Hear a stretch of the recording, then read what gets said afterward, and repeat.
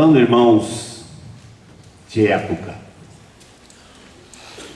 Falando de época. Qual a coisa mais importante dessa época que vivemos? Já começaram a dizer. Alguém aqui já disse. Qual a coisa mais importante dessa época que vivemos? Fale. Palavra. Jesus o quê? Quando? Em breve. Em breve Jesus está voltando. Que o Senhor nos ajude a olhar a sua vinda nesses dias. Mas não para ter uma definição teológica mais acurada da sua vinda, mas para amarmos a sua vinda, para desejarmos a sua vinda, para ataviarmos-nos como noiva para a sua vinda, para santificarmos-nos para a sua vinda. Que o vosso espírito, alma e corpo seja preservado íntegro na vinda de nosso Senhor Jesus Cristo. A nossa oração, nossa expectativa é que o Senhor acenda um fogo em nossos corações nesses dias, com respeito à sua vinda. Que ao olharmos as Escrituras, o que as Escrituras dizem sobre a sua vinda, a palavra de Deus habite ricamente em nossos corações a respeito da sua vinda, e nos transforme e nos levante como igreja.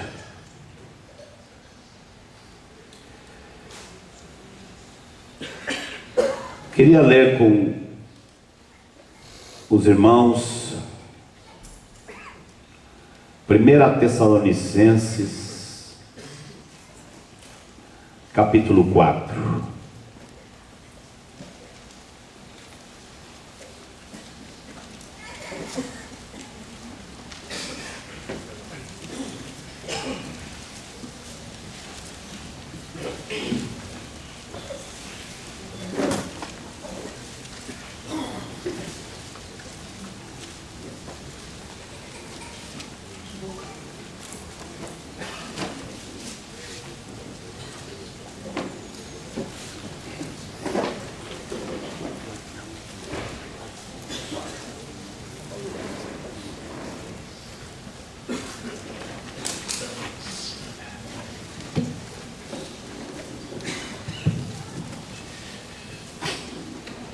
Primeira Tessalonicenses capítulo 4.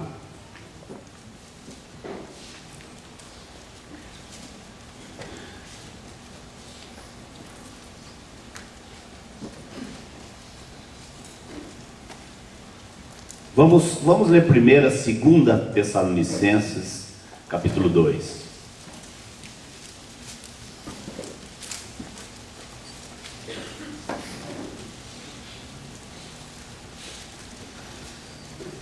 Irmãos, no que diz respeito à vinda de nosso Senhor Jesus Cristo e à nossa reunião com Ele, nós vos exortamos a que não vos demovais da vossa mente com facilidade, nem vos perturbeis, quer por espírito, quer por palavra, quer por epístola, como se procedesse de nós, supondo tenha chegado o dia do Senhor.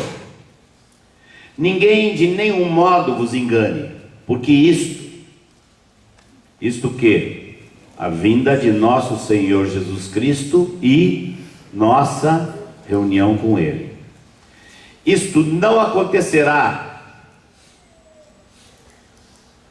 sem que primeiro venha a apostasia e seja revelado o homem da iniquidade, o filho da perdição, o qual se opõe e se levanta contra tudo que se chama Deus ou objeto de culto, a ponto de assentar-se no santuário de Deus, ostentando-se como se fosse o próprio Deus. Não vos recordais de que ainda convosco eu costumava dizer-vos essas coisas? E agora sabeis o que o detém, para que ele seja revelado somente em ocasião própria. Com efeito, o mistério da iniquidade já opera e aguarda somente que seja afastado aquele que agora o detém. Então será de fato revelado o iníquo, a quem o Senhor Jesus matará com o sopro de sua boca, e o destruirá pela manifestação de sua vinda.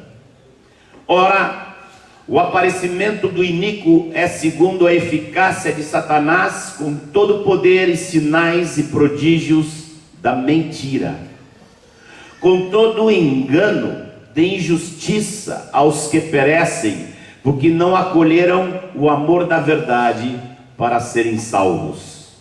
É por este motivo, pois, que Deus lhes manda a operação de erro para darem crédito à mentira, a fim de serem julgados todos quantos não deram crédito à verdade, antes, pelo contrário, se deleitaram com a injustiça. A Bíblia é um romance, um Deus enamorado por um povo, com paixão de morte. Esse romance termina com um casamento. Foi escrito um livro que nós conhecemos como Apocalipse, para falar sobre esse último acontecimento da história. Todas as coisas apontam para este fim. Muitos de nós estamos ficando cada vez mais entusiasmados com a leitura de Apocalipse. Não entendemos muitas das cabeças que aparecem por ali. É chifre, cabeça e coisa estranha que a gente ainda não entende, uma série de coisas. Mas uma coisa está muito clara. Aquele livro descreve o grande acontecimento final, a vinda de nosso Senhor Jesus Cristo. Aleluia. E nossa reunião com Ele. Mas o Senhor quer preparar o seu povo. E como parte dessa preparação, o Senhor coloca sinais bem claros dos tempos que antecedem a sua vinda.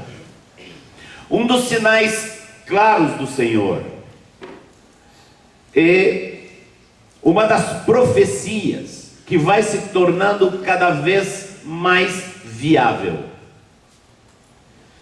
Aqui nós vemos nesse texto que nós lemos a descrição da manifestação de um homem.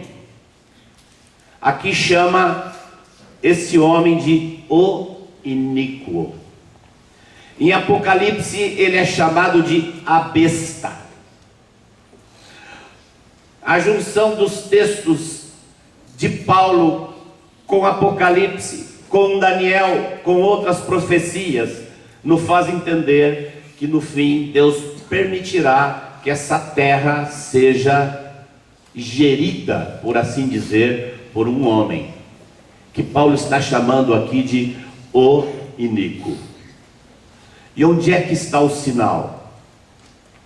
O grande sinal é com relação ao tema do iníquo, é a mudança política impressionante que aconteceu nas últimas décadas. Eu me lembro que na década de 70, quando eu me converti, esse tema era um dilema, porque o mundo estava dividido em dois blocos. E alguém podia perguntar: como pode um homem governar sobre a terra? Se esse homem for do mundo comunista, os capitalistas não vão aceitá-lo. Se ele for do mundo capitalista, todo bloco comunista não vai aceitá-lo. E haviam símbolo, mais que um símbolo, uma realidade terrível que dividia esse mundo em dois blocos e se chamava Muro de Berlim. Era Muro de Berlim, não era? Alguns queriam atravessar, morriam.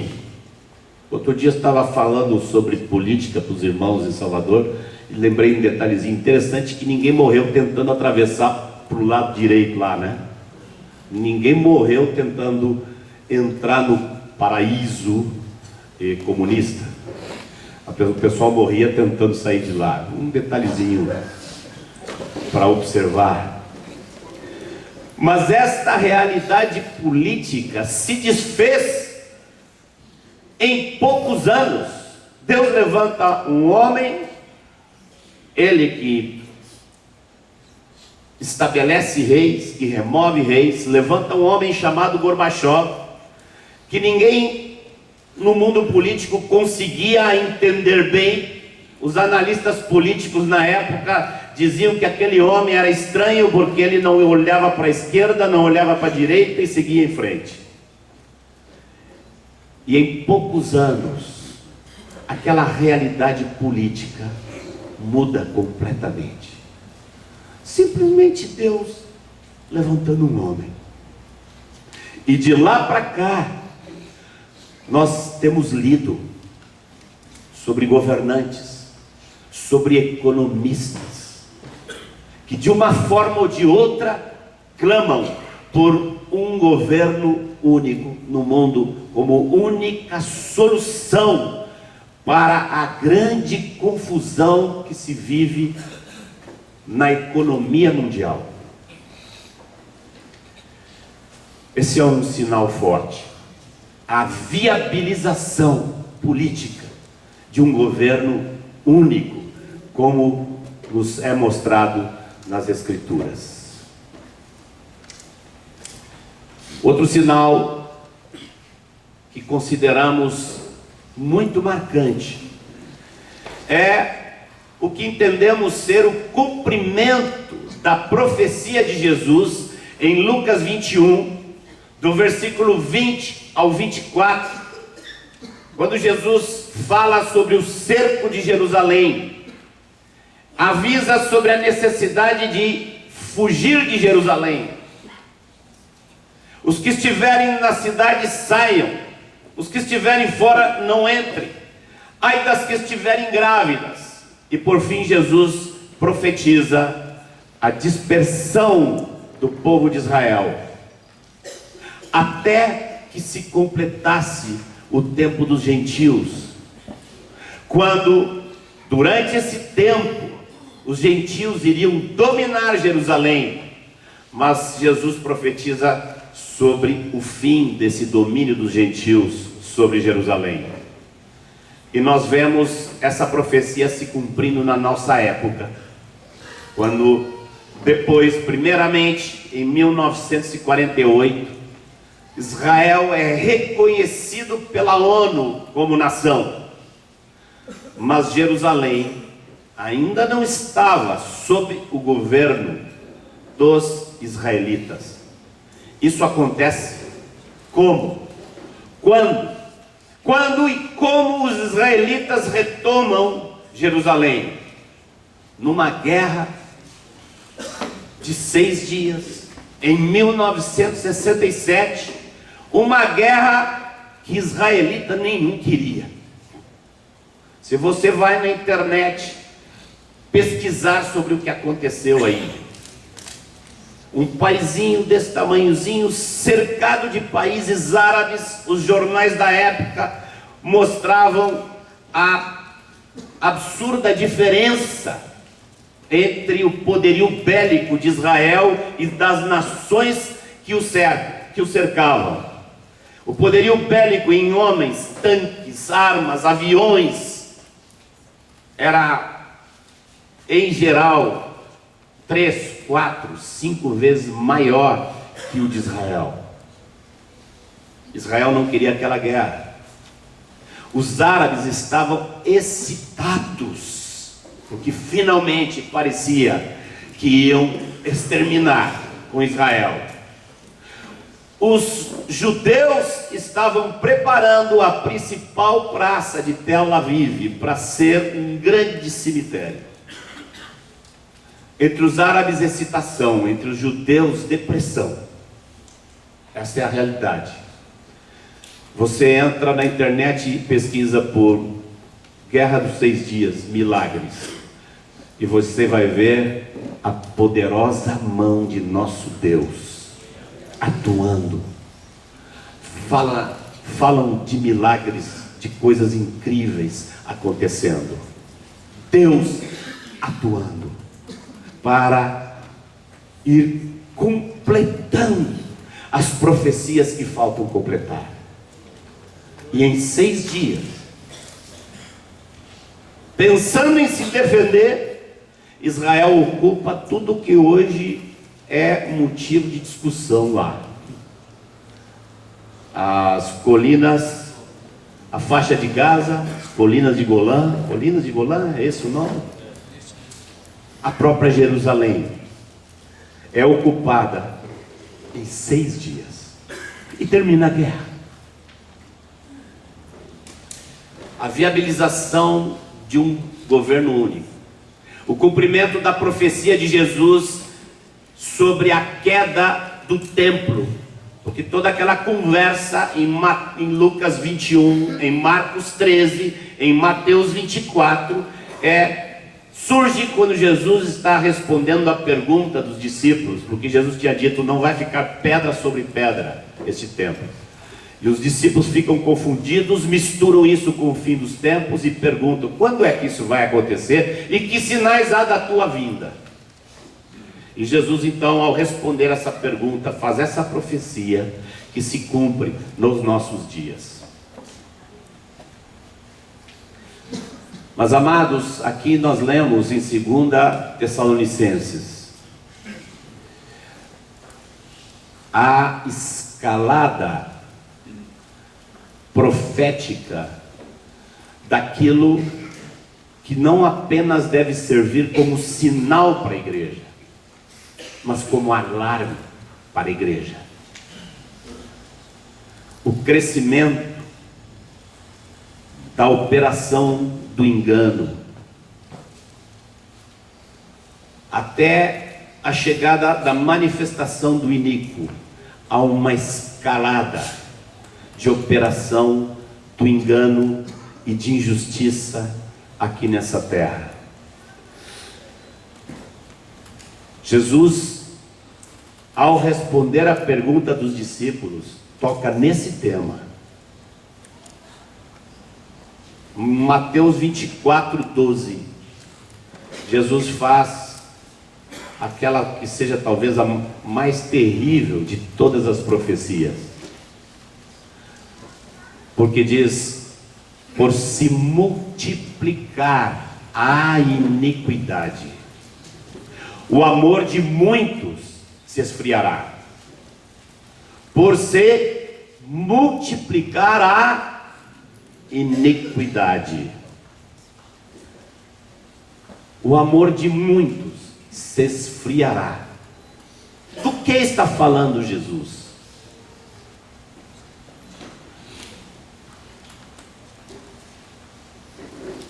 O mundo pode ter amor? Existe amor no mundo? O mundo é o anti-amor. O mundo é o egoísmo. O amor só existe na igreja. E Jesus está falando de um esfriamento do amor. O único lugar onde isso pode acontecer é na igreja.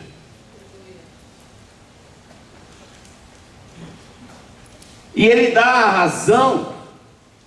A razão é a multiplicação da iniquidade.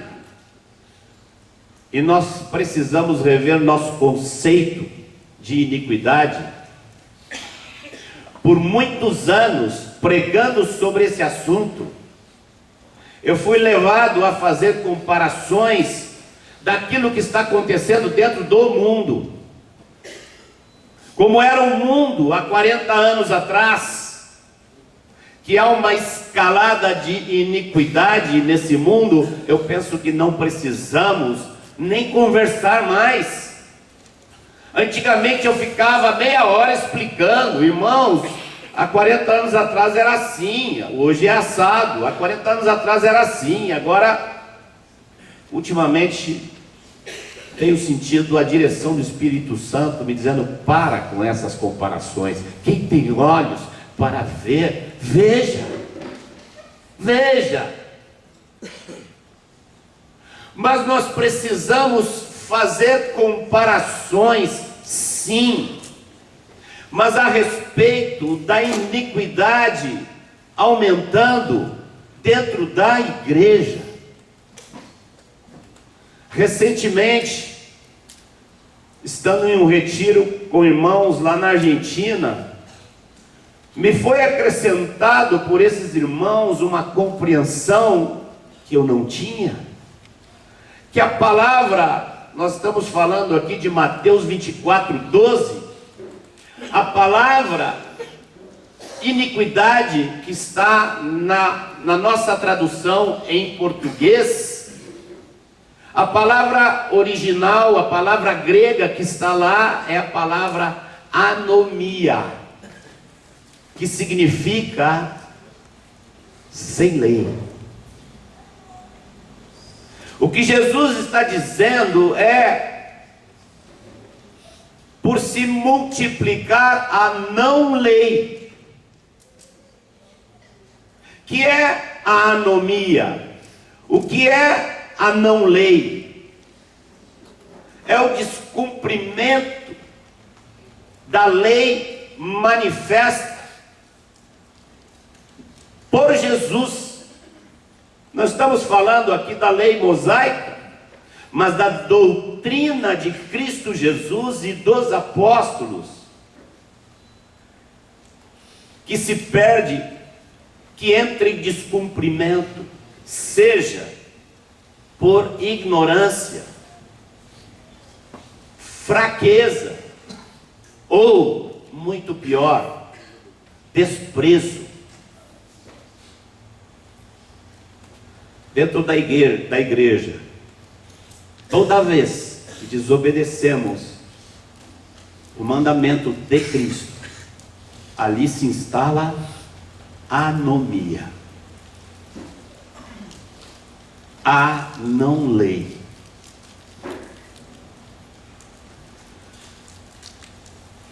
Toda vez que um marido não ama a sua esposa, ali está instalada a anomia. Toda vez que os pais não cumprem, não assumem, não abraçam o seu sacerdócio, ali está instalada a anomia, iniquidade. Toda vez que uma esposa deseja romper com a submissão ao seu marido, ali está instalada a anomia.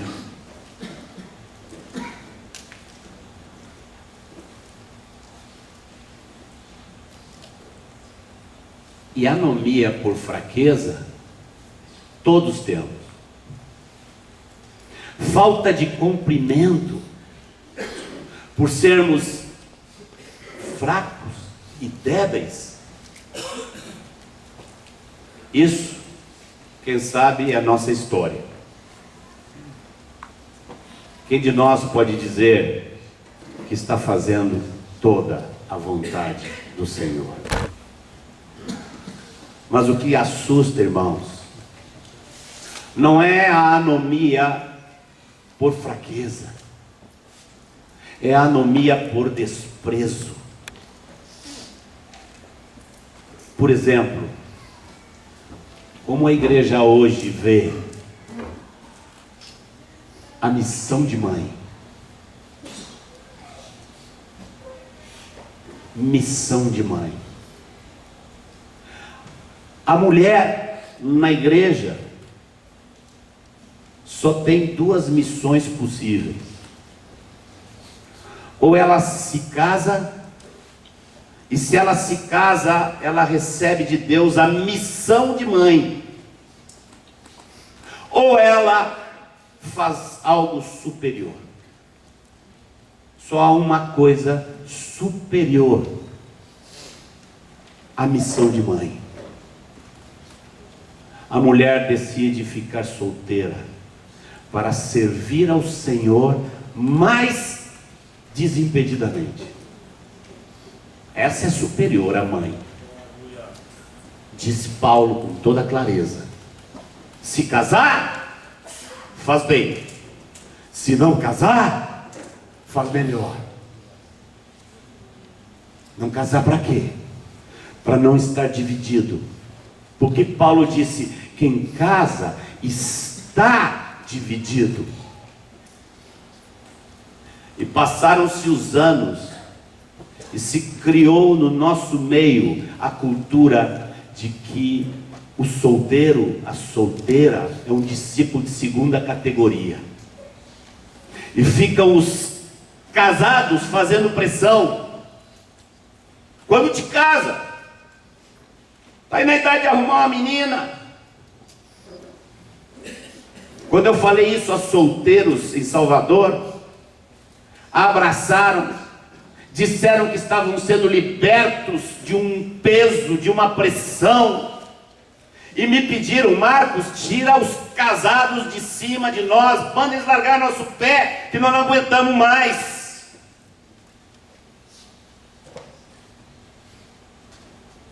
Missão de mãe e missão de solteira, a mesma coisa para o homem.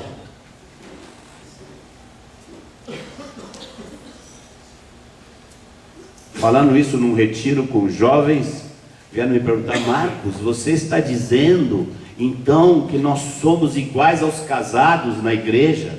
Eu disse: queridos, perdoem pelos anos de confusão, mas vocês estão com dificuldade de entender. Vocês não são como os casados, vocês são superiores. Eu estou aqui nesse retiro, estou dividido.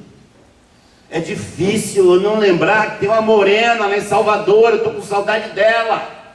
Meu coração está dividido. Há lugar para a doutrina do Senhor? Mas, o que dizer da missão de mãe?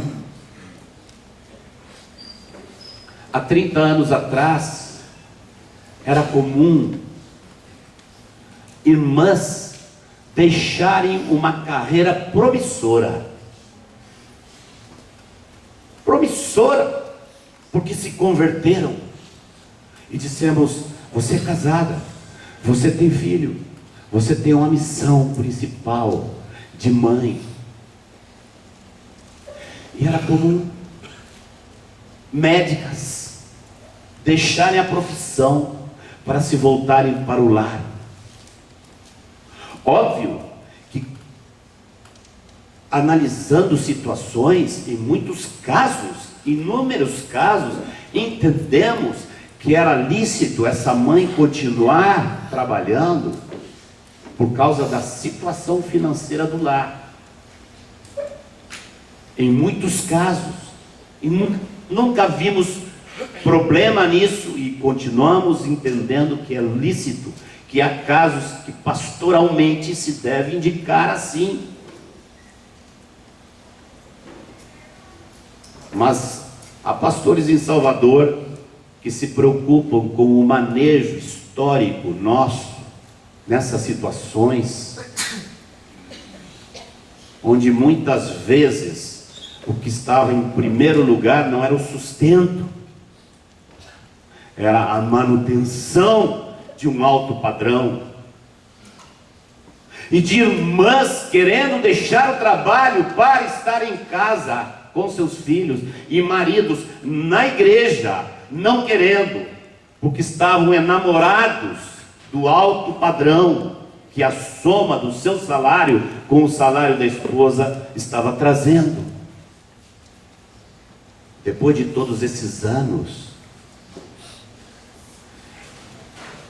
A situação é de anomia.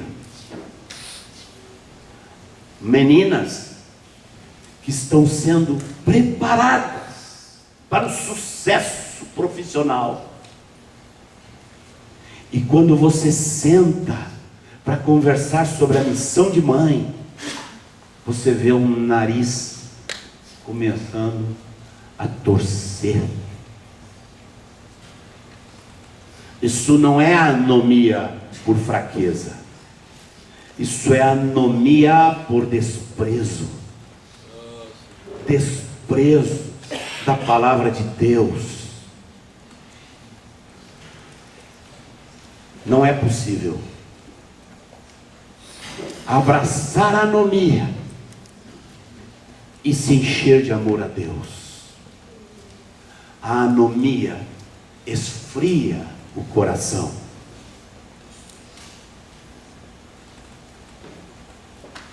Jesus falou desse risco em Lucas, capítulo 21, versículo 34. Convido os irmãos para abrirmos.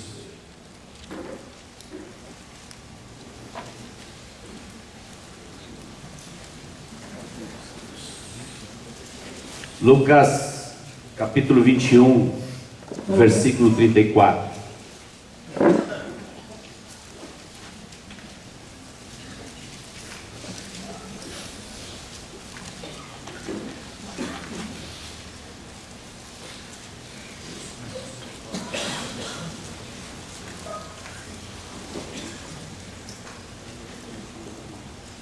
Ainda respondendo à pergunta a respeito dos sinais da sua vinda, dos sinais dos tempos, ainda falando sobre essas coisas, Jesus está quase concluindo e diz: acautelai-vos por vós mesmos, para que nunca vos suceda.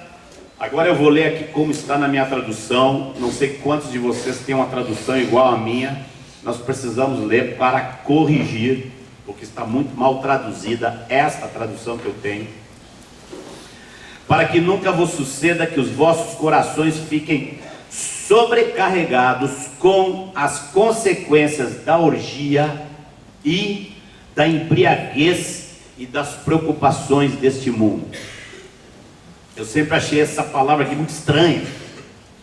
E quando Deus levantou essa palavra entre nós, na nossa comunhão, nos nossos diálogos sobre os nossos tempos, eu senti a necessidade de entender, porque isso aqui está muito esquisito. Cuidado para os corações não ficarem sobrecarregados com as consequências da orgia. Quantos de vocês têm essa tradução igual a minha aí? É preciso corrigir mesmo, porque imagina, Evandro lá em Macaé, chega no domingo, pega o microfone e diz: irmãos, vamos cuidar aí, irmãos, né? Não ficar sobrecarregado demais com a consequência das orgias. Está muito estranho. Orgia. Falando para os discípulos se cuidarem com a orgia e com as consequências da orgia. Aí eu tenho meu professor de grego, meu pai foi professor de grego por muitos anos. Aí nessas horas eu ligo para ele, digo: pai, que negócio é esse aqui? Aí a gente fica lá uns minutos em volta desse texto, ele pega lá os... É bom a gente conversar mais com os professores de grego, viu? Porque esse negócio de Olive Tree, hoje todo mundo acha que é professor de grego. Não, assim, virou todo mundo professor de grego, porque tem um Olive Tree, bota lá o dedinho lá e aparece a tradução da palavra. Eu liguei para meu pai, e ele me disse: olha, consequências não sei porque botaram, porque não existe no texto consequências. E eu digo: e orgia, pai? Orgia e bebedeira? Não tem. Eu disse: o que é que tem? Aí a gente começou a conversar, e descobriu que é tudo uma coisa só. É preocupação com o bem-estar aqui na terra. É comer e beber, beber e beber. E as preocupações deste mundo. Esse é o grande aviso de Jesus. É o grande aviso de Jesus para a nossa geração. Se cuidem! Se cuidem, porque vai haver uma pressão enorme sobre o coração de vocês com relação a esse assunto. E nós vemos a anomia entrando na igreja, na forma de meninas que não querem saber de missão de mãe, querem casar, mas não missão de mãe. Não.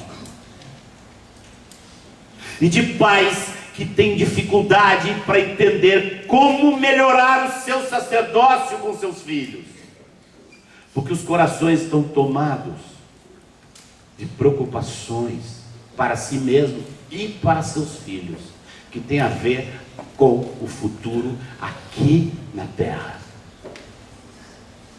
E Jesus nos coloca esse cartaz, esse grande aviso. Jesus nos dá sinais. Nós vimos 3 hoje aqui. O governo único, Jerusalém e a multiplicação da iniquidade. Jesus nos dá advertências, mas Jesus nos dá outra arma. Não fala lá no texto de Crônicas que eles estavam cheios de armas de guerra?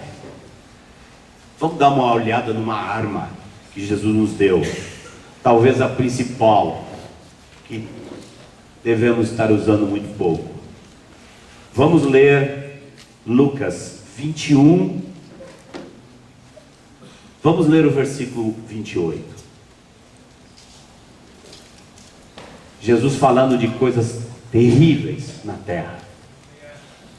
Mas de repente, Jesus nos diz: ora, ao começarem estas coisas a suceder, enfiai-vos numa toca.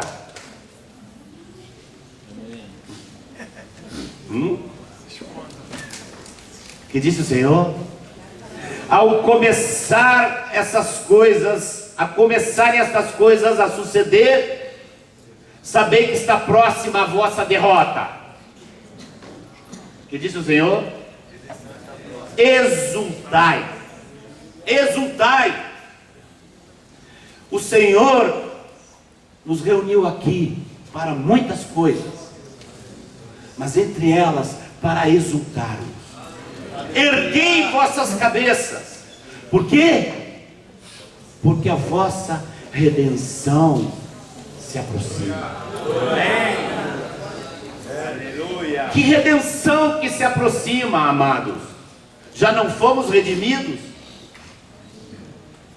Já fomos redimidos da culpa e da condenação do pecado. Estamos todos os dias sendo redimidos.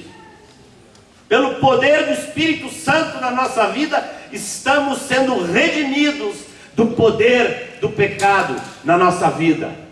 Mas o dia vai chegar e está próximo, onde vamos ser redimidos da presença do pecado em nossos corpos mortais.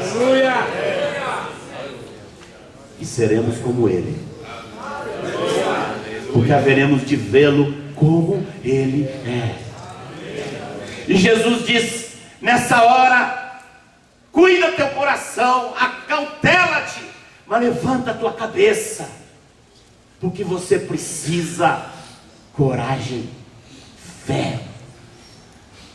E da onde você vai ter coragem e fé? Você vai olhar que a tua redenção está próxima.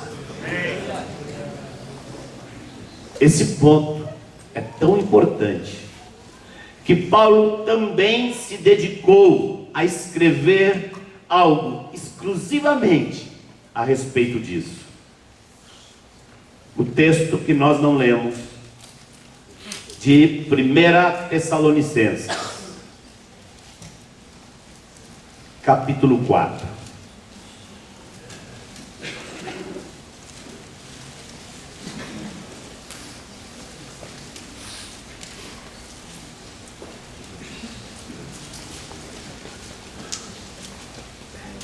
Primeira Tessalonicenses 4.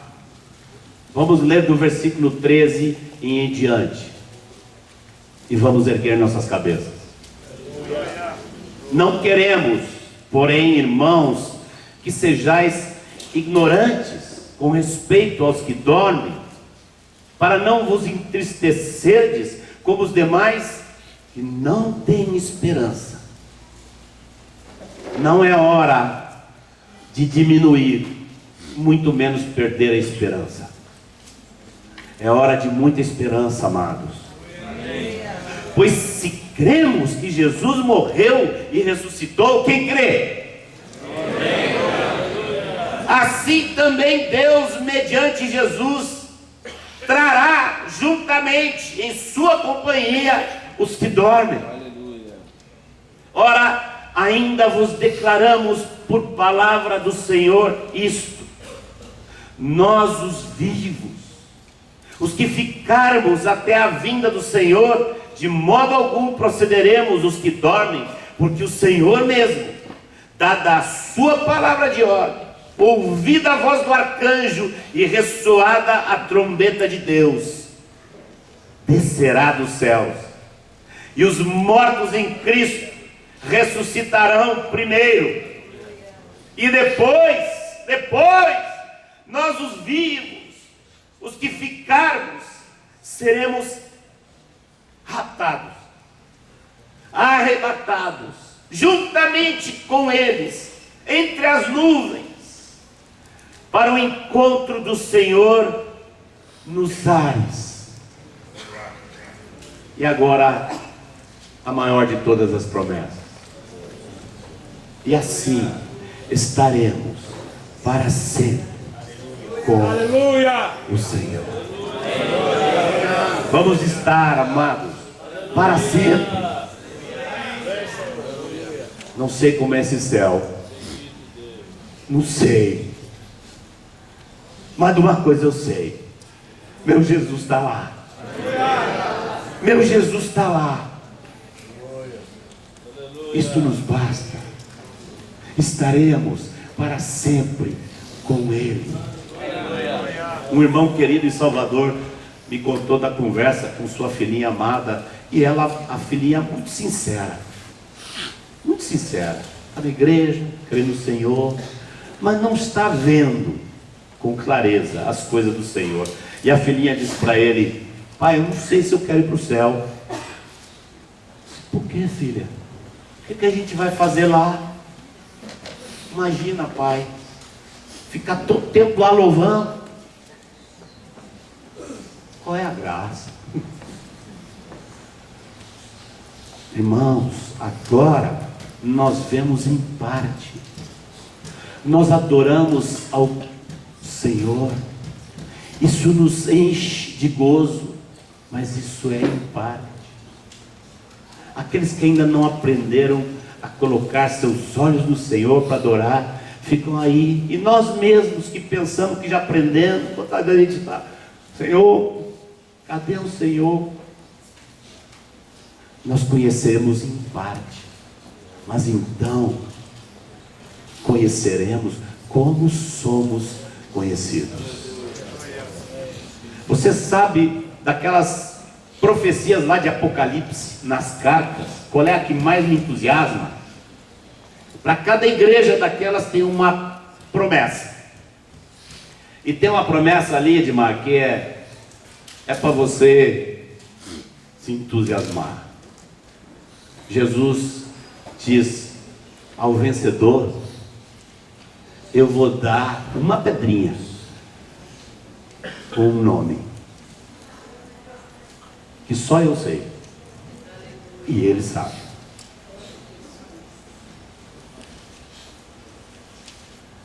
Você vai ser aquele amigo, aquela amiga tão especial de Jesus. Quando soar um nome no céu, ninguém sabe, mas você sabe que Ele está te chamando. É contigo que Ele quer conversar. Talvez Ele vai dedicar os próximos 2 milhões de anos eternos. Só um papinho contigo. Deixa a turma lá, vamos conversar eu e tu. Que promessa. Estaremos para sempre com o Senhor. Quero fazer uma sugestão para a amada igreja do Senhor. Eu ouvi algo de uma irmãzinha lá nos Estados Unidos, que nunca mais me saiu da cabeça. Essa irmãzinha falando daquela passagem, onde Jesus diz, os fariseus perguntam, por que teus discípulos não jejuam? E Jesus diz, eles não jejuam porque o noivo está aqui. Quando o noivo não estiver, eles vão jejuar. E essa irmãzinha, lembrando dessa referência, me perguntou assim, quantos de nós jejuamos só porque Jesus não está? Eu sugiro um jejum nacional. Marcarmos uma data de um jejum nacional.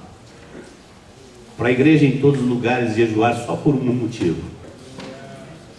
Porque Jesus não está. Porque Jesus ainda não veio.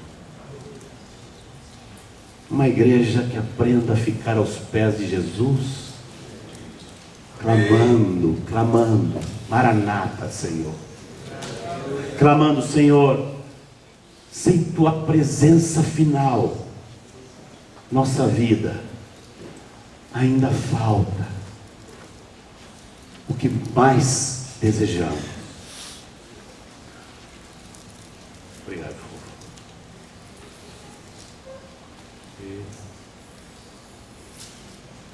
Obrigado.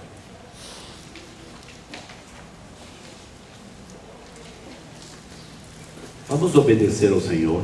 Amém. Versículo 18.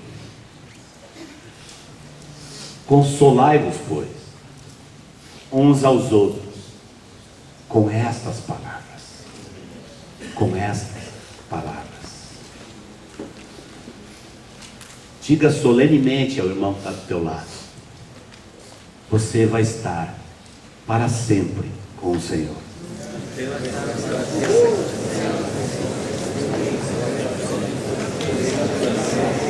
Amém.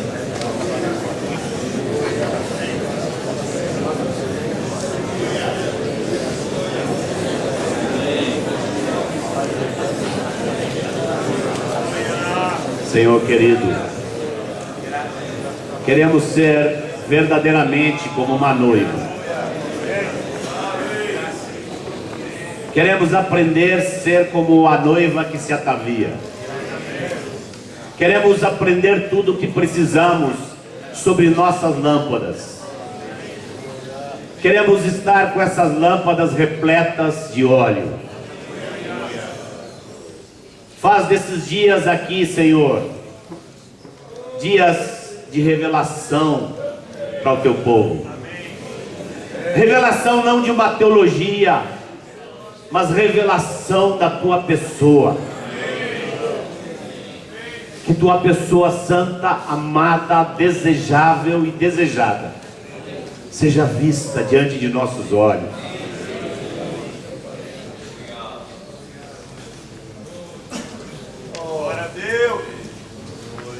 Amados, Jesus espera e deseja por esse dia.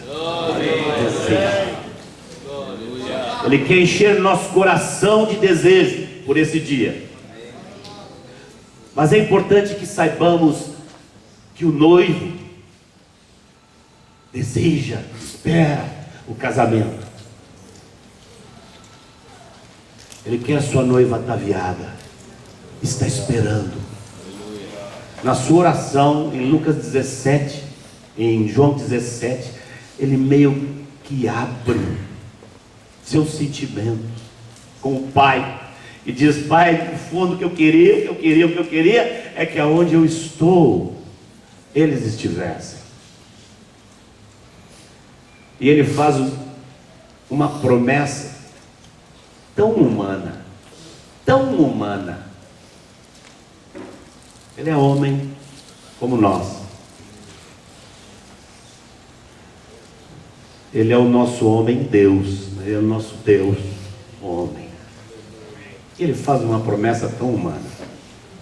Há uns tempos atrás ele enterneceu meu coração, quando eu vi essa promessa tão singela.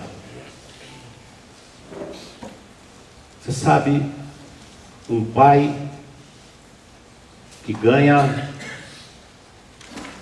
uma garrafa de vinho cara,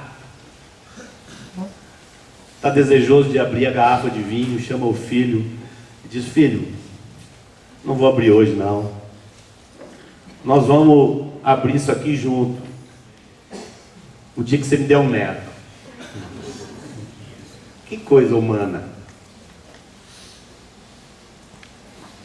E Jesus chega a esse ponto e na ceia diz aos seus: gente, vocês vão beber, precisam beber em meu nome,